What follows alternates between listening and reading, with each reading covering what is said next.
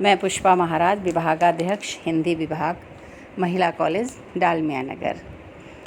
इसके पहले के ऑडियो में मैंने आपको आलोचना के परिभाषा, उसके तत्व, उसका स्वरूप, उसकी आवश्यकता, उसके उद्देश्य, इन सारी चीज़ों पर प्रकाश डाला था। और आज मैं आलोचना के प्रकार के विषय में के बारे में बताऊंगी आपको। ये BA पार्ट 3 की छात्राओं को 6th पेपर में आलोचना टॉपिक पढ़ना है, उसके अंतर्गत है। पाश्चात्य काव्य शास्त्र में आलोचना की अनेक पद्धतियाँ प्रचलित हैं, किंतु स्थूल रूप से वे 2 प्रकार की हैं: सैद्धांतिक आलोचना और व्यावहारिक आलोचना। डॉक्टर श्याम सुंदर दास ने समालोचना के 4 प्रमुख भेद माने हैं: आत्मप्रधान प्रभाववादी, सैद्धांतिक समीक्षा, निर्णयात्मक समीक्षा, व्याख्यात्मक समीक्षा। और फिर बाद में उन्होंने व्याख्यात्मक समीक्षा के भी कुछ भेद बताए। वो हैं ऐतिहासिक आलोचना, तुलनात्मक आलोचना, मनोवैज्ञानिक आलोचना और प्रगतिवादी आलोचना। तो इन सारी आलोचनाओं को मिलाकर जो ये प्रकार बताए गए, तो मुख्य जो हैं वो 4 आलोचना के प्रकार दिखाई देते हैं। पहला है आत्मप्रधान या प्रभाववादी आलोचना। इस आलोचना में भावना या भावुकता का महत्व विशेष है और बुद्धित्व का कम। इस आलोचना पद्धति की विशेषता यह है कि इस पद्धति का आलोचक नियम या सिद्धांतों की अपेक्षा स्वच्छंदता का सहारा लेता है। इस स्वच्छंदता में कृति को पढ़कर उस पर जो प्रभाव पड़ता है, उसके अनुसार ही उसका विश्लेषण होता है। मतलब ये वो आलोचना का रूप है जिसमें जो आलोचक है वो किसी भी कृति को जब पढ़ता है तो उसमें वो स्वच्छंद होकर अपना निर्णय लेता है कि इसमें क्या कहा गया है, और फिर उसके विषय में वो बताता है। यहाँ और इसलिए यहाँ पे विचार तत्व की अपेक्षा भाव तत्व को प्रधानता इसमें दिखाई देती है। और इसमें जो है वो हिंदी साहित्य में जो पद्म सिंह शर्मा हैं और आधुनिक युग में जो जैनेंद्र हैं, उनको हम प्रभाववादी समीक्षक कह सकते हैं। उन्हें कहा जाता है ये क्योंकि वह एक प्रकार से साहित्यिक विवेक बुद्धि में विश्वास रख अपनी रुचि को अंतिम प्रमाण मानते हैं। और इसी प्रकार स्पिनगर प्रभाववादी आलोचक के जो आलोचक हैं वो इसका स्वरूप व्यक्त करते हुए बताते हैं कि किसी कृति को देखकर जिन भावों और प्रभावों की अनुभूति होती है, उन्हें उसी तरह से प्रकट कर देना प्रभाववादी समीक्षक का कार्य होता है। यानी किसी कृति को पढ़कर जो आलोचक के मन में भाव और प्रभाव वो अनुभव करता है, उस पर जो प्रभाव पड़ता है या जो भाव उसके अंदर उत्पन्न होते हैं, उसको प्रकट कर देना ही प्रभाववादी समीक्षा के अंतर्गत या आत्मप्रधान आलोचना के अंतर्गत आता है। इस आलोचना में आलोचक का दृष्टिकोण प्रधान होता है। इसमें नियमों की अपेक्षा स्वच्छंदता का सहारा दिया जाता है। भावों की अपेक्षा वाणी का विलास ज़्यादा होता है। ये सारे जो चीज़ें हैं वो इस आलोचना की, ये जो आलोचना के प्रकार हैं, इसके अंतर्गत आते हैं। तो ये था आपका पहला। और दूसरा है सैद्धांतिक आलोचना। सैद्धांतिक आलोचना आलोचना की एक विशिष्ट पद्धति है। इसमें बहुत सी एक सी कृतियों का अध्ययन कर जब आलोचक आलोचना के मापदंड के रूप में किन्हीं सामान्य नियमों का निर्धारण करता है, तो उस समीक्षा को सैद्धांतिक समीक्षा कहते हैं। ध्यान दीजिए कि बहुत सी एक सी कृतियों का अध्ययन कर, एक जैसी ही बहुत सारी रचनाओं का अध्ययन करता है आलोचक, और फिर आलोचना के मानदंड के रूप में किन्हीं सामान्य नियमों का निर्धारण करके वो लिखता है जो उस कृति के बारे में, उसे ही सैद्धांतिक आलोचना कहते हैं। इस पद्धति के आलोचक की रुचि परिष्कृत होती है, वह नियमों के अनुसार कार्य करता है। इसमें आलोचना का शास्त्रीय पक्ष स्पष्ट दिखाई देता है। इस आलोचना का विषय क्या है? वो है साहित्य या काव्य के स्वरूप का विश्लेषण करता है यह सैद्धांतिक आलोचना।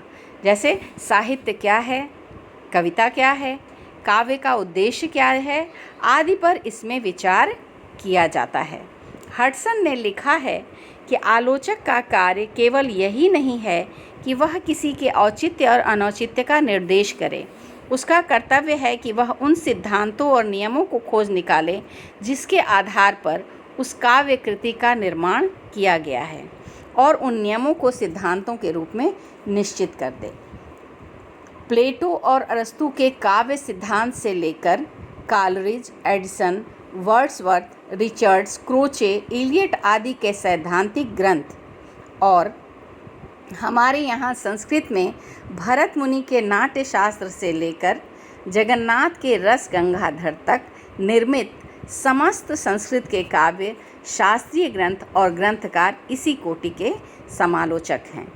हिंदी में रीतिकाल के लक्षण ग्रंथ, श्याम सुंदर का साहित्यालोचन, शुक्ल जी की चिंतामणि, ये सारी जो चीज़ें हैं, ये जो सारी आलोचक ग्रंथ हैं, ये सभी इसी आलोचना के अंतर्गत आते हैं। ये था सैद्धांतिक आलोचना। तीसरा है निर्णयात्मक आलोचना। हडसन के निर्णयात्मक आलोचना को विशेष महत्वपूर्ण माना गया है। निर्णयात्मक आलोचक कुछ निश्चित नैतिक और साहित्यिक सिद्धांतों को दृष्टि में रखकर अपना निर्णय दिया करता है। इसमें सैद्धांतिक आलोचना की उपेक्षा न होकर उसका पालन होता है तथा सृजन भी। निर्णयात्मक आलोचक किसी भी आलोच्य कृति और उसके सिद्धांतों पर विचार कर अपना निर्णय अवश्य देता है। ठीक है, इसमें क्या है कि जो भी आलोचक है वो कृति को पढ़ता है, उसके अंदर जो भाव प्रभाव आते हैं उसको देखता है, फिर निश्चित मापदंडों को देखता है और इन सारी चीज़ों को एक में मिलाकर फिर वो उस कृति के विषय में अपना निर्णय देता है कि ये कृति कैसी है और इसमें क्या है। और यही जो वो निर्णय देने की जो प्रक्रिया है, इसलिए इसे निर्णयात्मक आलोचना का नाम दिया गया है। इस आलोचना में समालोचक का रूप न्यायाधीश का हो जाता है। जैसे जज है वो निर्णय देता है, किसी भी अदालत में जो जज की भूमिका होती है वही भूमिका इसमें आलोचक की होती है कि कलाकार की मौलिकता या प्रतिभा पर ध्यान न देकर वह उस पर शास्त्रीय नियमों को लागू कर उसकी रचना की परीक्षा करता है। उसकी जिज्ञासा यह काव्य कैसा होना चाहिए था के रूप में प्रकट होती है। मतलब उस काव्य को वो देखता है और शास्त्रीय नियमों के अंतर्गत उसकी परीक्षा करता है और फिर वो बताता है कि ये कैसा होना चाहिए था और ये जो है वही उसका निर्णय होता है। यूरोप में कुछ समय तक अरस्तु के वाक्य और नियम ईश्वरीय सिद्धांत समझे जाते रहे थे और भरत, मम्मट और विश्वनाथ भी हमारे यहाँ की आलोचना के आधार रहे हैं। इस आलोचना को शास्त्रीय आलोचना भी कहते हैं। निर्णयात्मक आलोचकों का एक दूसरा वर्ग कलाकार की प्रतिभा, मौलिकता और शक्ति का पूर्णता अनुभव कर अपना निर्णय देता है। ऐसे आलोचक उच्च कोटि के माने जाते हैं। हडसन निर्णयात्मक और व्याख्यात्मक आलोचना के अंतर को स्पष्ट करता हुआ लिखते हैं कि व्याख्यात्मक आलोचक के समान निर्णयात्मक आलोचना करने वाला वस्तुओं के वास्तविक स्वरूप का विश्लेषण और प्रदर्शन नहीं करता, बल्कि उसके आदर्श स्वरूप की ओर संकेत करता है। मतलब इसमें कितने शास्त्रीय चीज़ें हैं, कैसा होना चाहिए था, इसका जिसमें निर्णय लिया जाता है, वो जो आलोचना है वो निर्णयात्मक आलोचना कही जाती है। चौथा आलोचना है के जो प्रकार हैं वो है व्याख्यात्मक आलोचना। व्याख्यात्मक आलोचना नियमों के बंधन से मुक्त और साहित्यिक कृतियों की बंधन रहित व्याख्या का एक प्रयास है। यहाँ पे कोई शास्त्रीय नियम नहीं माने जाते हैं, बिल्कुल स्वच्छंद है आलोचक और वो साहित्यिक कृतियों की बंधन रहित व्याख्या करता है। किसी भी कलात्मक कृति में प्रतिपाद्य विषय, प्रतिपादन और अनुभवजन अभिव्यक्ति ये 3 बातें प्रमुख स्थान ग्रहण करती हैं। इस दृष्टि से व्याख्याता का प्रधान उद्देश्य कृति को उसके वास्तविक रूप में देखकर निरपेक्ष रुचि स्थापित करना है, जो काफ़ी कठिन कार्य है। आलोचक को कलाकार या साहित्य की कृति में पूर्णतः लीन होकर उसके उस अनुभव का उद्घाटन करना पड़ता है जिसमें उस कृति की रचना हुई है। व्याख्यात्मक आलोचना का आलोचक सिद्धांतों और आदर्शों को त्याग कर एक अन्वेषक के रूप में कवि की अंतरात्मा में प्रविष्ट होकर अत्यंत सहृदयतापूर्वक उसके आदर्शों, उद्देश्यों और विशेषताओं की व्याख्या और विवेचन करता है। मतलब यहाँ जो आलोचक का कार्य है वो मानो कवि या जो लेखक है उसके हृदय में घुसकर कि जिस समय ये कृति लिखी जा रही थी उस समय उसकी स्थिति क्या थी या वो क्या सोच रहा था या उसने किस परिस्थिति में ये रचना की है, एक अन्वेषक की भांति, जैसे होते हैं ना लोग, खोज करने वाले लोग होते हैं, तो एक उसी अन्वेषक की भांति वो कवि और लेखक के हृदय में प्रवेश करता है और फिर उससे जो निर्णय निकलता है वो अपनी आलोचना में वो प्रस्तुत करता है। यही है व्याख्यात्मक आलोचना। आज की आलोचना में व्याख्या एक विशिष्ट गुण है। हडसन ने लिखा है कि आज का आलोचक आलोच्य वस्तुओं को समझने के लिए, उसकी व्याख्या करने के लिए जितना उत्सुक रहता है उतना उसके गुण दोषों को कथन के लिए नहीं। वस्तुतः व्याख्यात्मक आलोचना समस्त आलोचनाओं की मूल है। डॉक्टर श्याम सुंदर दास ने साहित्यालोचन में लिखा है, इसी व्याख्या के बल पर हम किसी कृति के महत्व का निर्णय कर सकते हैं। भावमयी समालोचना करने के लिए भी प्रस्तुत रचना का स्वरूप ज्ञान वांछनीय है, जो कि व्याख्या से ही प्राप्त होता है। तो ये था व्याख्यात्मक आलोचना। अब बाबू गुलाब राय ने व्याख्यात्मक आलोचना की सहायक रूप से उपस्थित होने वाली 4 अन्य आलोचना पद्धतियों को स्वीकार किया है उन्होंने, जिसमें मैंने आपको पहले ही बताया कि वो व्याख्यात्मक के 4 रूप मानते हैं: ऐतिहासिक, मनोवैज्ञानिक, ऐतिहासिक आलोचना में साहित्यकार के गुण, उसकी परिस्थितियाँ और परिवेश को देखकर प्रभाव का मूल्यांकन किया जाता है। इस प्रकार का आलोचक परिस्थितिजन्य प्रभावों के प्रकाश में ही आलोच्य वस्तु की आलोचना करता है। तो यह है ऐतिहासिक आलोचना। लेकिन इस आलोचना पद्धति में कवि की परिस्थितियों और परिवेश पर ही केंद्रित होने ये होता है ये आलोचना, इसलिए इसको एक पक्षीय आलोचना माना गया। दूसरा है तुलनात्मक आलोचना। इस पद्धति में साहित्य प्रभावों की खोज की जाती है। तुलनात्मक आलोचना में केवल ऐतिहासिक दृष्टि से ही तुलना नहीं की जाती, बल्कि विचारों और प्रकारों की दृष्टि से भी तुलना की जाती है।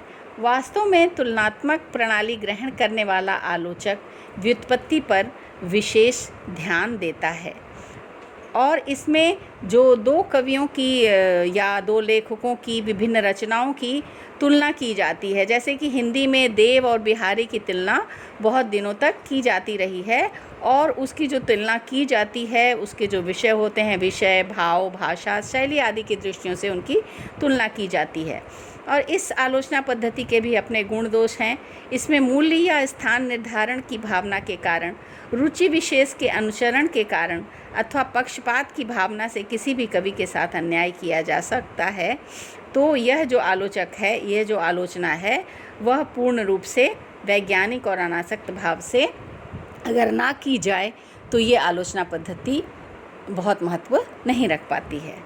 इसके बाद अगला है मनोवैज्ञानिक आलोचना पद्धति। यह पद्धति 20वीं शती की देन है। इस आलोचना में कवि के जीवन और काव्य तथा काव्यांगों में संबंध स्थापित किया जाता है तथा कवि के वैयक्तिक स्वभाव, परिस्थितियों और प्रभाव को कृति के आधार के रूप में देखा जाता है। और इसमें मनोवैज्ञानिक आलोचक अपनी विवेचना में वास्तव में इतना तल्लीन हो जाता है कि कृति की अपेक्षा हो जाती है और इसलिए इन आलोचकों की जो भाषा शैली है वो भी अत्यंत दुरूह होती है। तो चौथा है प्रगतिवादी आलोचना। यह आलोचना पद्धति इसी शताब्दी की देन है। 1918 में ईस्वी की रूसी क्रांति के बाद कार्ल मार्क्स द्वारा प्रतिपादित द्वंद्वात्मक भौतिकवाद और वर्ग संघर्ष साहित्य के मूल्यांकन के आधार निश्चित हुए और अर्थ उसका आधार बना। इसलिए इसे मार्क्सवादी आलोचना या प्रगतिवादी आलोचना भी कहते हैं और कभी कभी इसके लिए सामाजिक यथार्थवादी आलोचना शब्द भी प्रयोग में लाए जाते हैं। ये अमृत राय ने संक्षेप में इस आलोचना पद्धति का स्वरूप स्पष्ट करते हुए लिखा है कि मार्क्सवादी आलोचना साहित्य वह समाजशास्त्रीय आलोचना है जो साहित्य के ऐतिहासिक तथा गतिशील पक्ष के संबंध का उद्घाटन करती है। यह आलोचना पद्धति साहित्य को वर्ग की उपज मानकर सामाजिक आवश्यकताओं के सहारे उसका मूल्यांकन करती है। इसमें वर्ग संघर्ष के आदर्श और विचारधाराओं को महत्व दिया जाता है। यह आलोचना अपेक्षाकृत अधिक स्पष्ट होती है, किंतु समाजवादी आलोचक राजनीति के दर्पण में ही कृति को देखते हैं, इसलिए इसमें भी साहित्य की अपेक्षा हो जाती है। तो ये थी कुछ आलोचना पद्धतियाँ, और इन आलोचना पद्धतियों के अतिरिक्त हिंदी साहित्य में शुक्ल पद्धति, सौष्ठववादी या स्वच्छंदतावादी आदि पद्धतियों का विकास हुआ है। निरंतर एक विकास आलोचना साहित्य का निर्माण हो रहा है, विशाल आलोचना साहित्य का निर्माण हो रहा है और हिंदी का आलोचना शास्त्र अपने चरमोत्कर्ष की ओर बढ़ रहा है। तो इससे ये पता चलता है कि जो आलोचना का भविष्य है वो अत्यंत ही उज्जवल है। धन्यवाद।